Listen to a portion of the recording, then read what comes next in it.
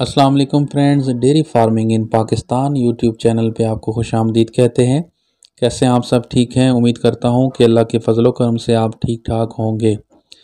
जैसा कि आप सबको मालूम है कि सर्दी का मौसम शुरू हो चुका है, इसलिए सर्दी के चाराजात शुरू करवाने से पहले इसके बारे में कुछ अहम मालूमात और एहतियातें आज की इस वीडियो में आपको बताई जाएंगी, जिन पर अमल करके आप अपने जानवरों को मुख्तलिफ बीमारियों और मसाइल से महफूज रख पाएंगे। गर्मियों के चाराजात में प्रोटीन कम और एनर्जी ज़्यादा होती है, लेकिन इसके बरअक्स सर्दियों के चाराजात में प्रोटीन ज़्यादा और एनर्जी कम होती है। अक्टूबर नवंबर में सब्ज़ चारे की कमी होती है और चारे की पुख्तगी की वजह से इसमें प्रोटीन कम हो जाती है। अगर चारे की मुनासिब वक्त पर कटाई ना की जाए तो 12% प्रोटीन वाले चारे में सिर्फ 3 से 4% प्रोटीन रह जाती है। इन्हीं दिनों में दूसरी सूरत ये होती है कि सब्ज़ चारे की कमी की वजह से जानवरों को ज़्यादा मकदार में तूड़ी भूसा, पराली, बाजरे और मकई के टांडे वगैरह खिलाए जाते हैं। इन चीज़ों में प्रोटीन सिर्फ 3 से 4% होती है। मतलब ये हुआ कि बहुत से छोटे किसानों के जानवर इन दिनों में कम ग़िज़ाइयत और कम प्रोटीन वाली खुराक खा रहे होते हैं। ऐसी सूरत हाल में जानवर के मैदे में मौजूद बैक्टीरिया अपने आप को ऐसे चाराजात के मुताबिक ढाल लेते हैं, लेकिन जैसे ही एकदम से सब्ज़ और ज़्यादा प्रोटीन वाला चारा मसलन लहसुन, सरसों और ख़ास तौर पर बरसीम खिलाया जाए तो जानवर एक ख़तरनाक और लाइलाज मर्ज़ में मुब्तला हो सकता है। ये मसला कम प्रोटीन और खुश्क चारा खाने वाले जानवरों में यकदम सब्ज़ और प्रोटीन से भरपूर चारा खाने के 4 दिन से 10 दिन तक हो सकता है। सब्ज़ और ज़्यादा प्रोटीन वाले चारे जात में प्रोटीन का एक जुज़ अमीनो एसिड ट्रिप्टोफान होता है, जिसको खुश्क चारा खाने वाले जानवरों के मैदे में मौजूद बैक्टीरिया एक जहरीले केमिकल में तब्दील कर सकते हैं। थोड़ी मिकदार में तो जानवर का जिस्म इस जहरीले केमिकल को बर्दाश्त कर लेता है, लेकिन अगर मैदे में इस केमिकल की मिकदार ज़्यादा पैदा हो तो ये फेफड़ों में पहुंचकर इनको शदीद नुकसान पहुंचाता है। याद रखने की और अहम बात यह है कि इस केमिकल को बनाने वाले बैक्टीरिया खुश्क और कम प्रोटीन वाला चारा खाने वाले जानवरों के मैदे में ज़्यादा तादाद में होते हैं, और जैसे ही इनको यकदम ज़्यादा प्रोटीन मिलती है तो ये ज़्यादा मिकदार में जहरीला केमिकल बना सकते हैं। इस केमिकल से फेफड़े मुतासर होते हैं, इसलिए बीमारी की अलामत नमूनिया जैसी होती है। सांस लेने में दुश्वारी, खींचकर सांस लेना, जानवर खड़ा रहता है, बैठने की कोशिश करता है लेकिन फेफड़ों की सोजिश और दर्द की वजह से बैठ नहीं पाता। खांसी, ज़ुकाम, नाक से रेशा और पानी, मुंह से ज़्यादा झाग का गिरना, जानवर का अलग थलग रहना, सुस्त हो जाना और खाना पीना कम कर देना, इस तरह की अलामात ज़ाहिर होना शुरू हो जाती हैं। अक्सर जानवर का टेम्परेचर नॉर्मल ही रहता है, बुखार नहीं होता, और अगर हो तो गाय भैंस में बुखार 103 तक ही होता है। लेकिन जो इलामात पहले बता चुका हूँ, इस तरह की इलामात ज़ाहिर होती हैं।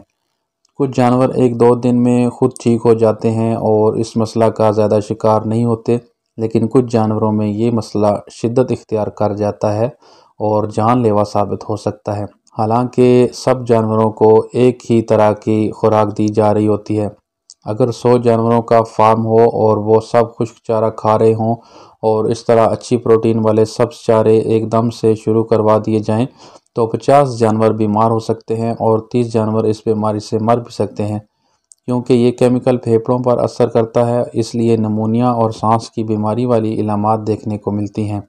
इस बीमारी का कोई इलाज दरियाफ्त नहीं हुआ जो इस जहरीले केमिकल को ख़त्म कर सके।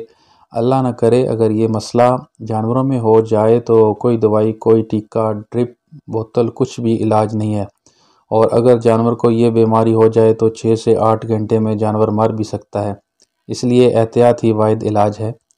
जानवर कम प्रोटीन वाली खुराक चारा खा रहा हो और एकदम से अच्छी प्रोटीन वाला चारा दिया जाए तो इस बीमारी में मुब्तला हो सकता है। हमेशा कोशिश करें कि नए चारे को मुकम्मल तब्दील करने में 10 से 12 दिन लगाएं। थोड़ी मिकदार से शुरू करें और आहिस्ता आहिस्ता खुराक तब्दील करें ताकि मैदे में मौजूद बैक्टीरिया अपने आप को इस तब्दीली के मुताबिक ढाल सकें। इस बीमारी को फॉग फीवर कहते हैं। पाकिस्तान में इसको सर्दियों का बुखार भी कहा जाता है। اگر چھوٹی سی احتیاط کی جائے تو اس بیماری سے مکمل طور پر بچا جا سکتا ہے۔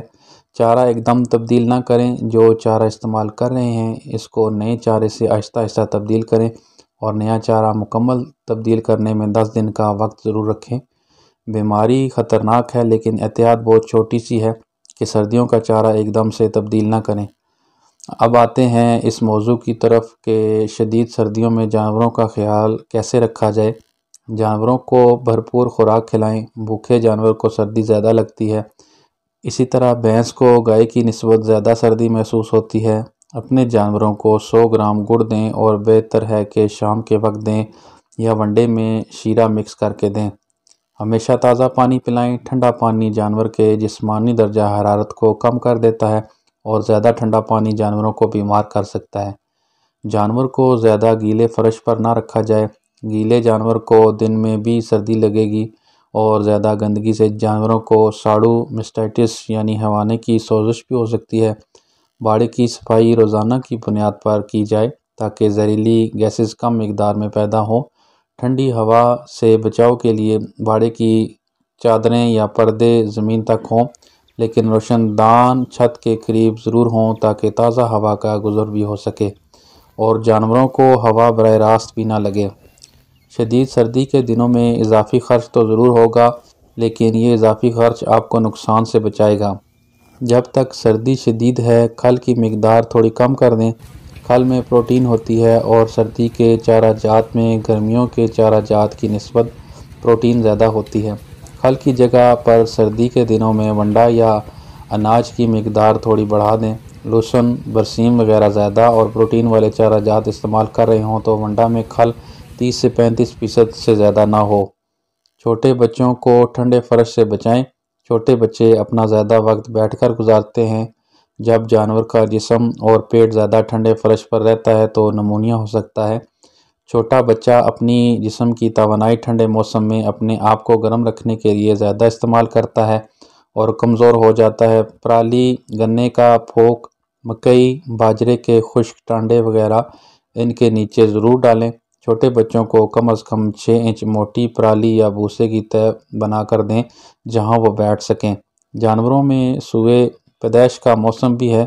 پیدائش کے کچھ دن بعد تک بڑے جانور کو بھی ٹھنڈے فرش سے بچائیں۔ پرالی وغیرہ نیچے ضرور ڈالیں تاکہ وہ شدید سردی سے محفوظ رہیں اور ان کی دودھ کی پیداوار بھی متاثر نہ ہو۔ تو یہ تھی ہماری آج کی ویڈیو، امید کرتا ہوں کہ آپ کو پسند آئی ہوگی۔ تو اگر آپ کو ہماری ویڈیوز اچھی لگتی ہیں تو اس چینل کو ضرور سبسکرائب اور بیل کے بٹن کو لازمی پریس کریں تاکہ ہماری ہر آنے والی ویڈیو آپ تک بآسانی پہنچ سکے۔ تو ملتے ہیں پھر کسی نئی ویڈیو کے ساتھ، تب تک اپنا خیال رکھیے گا۔ اللہ حافظ۔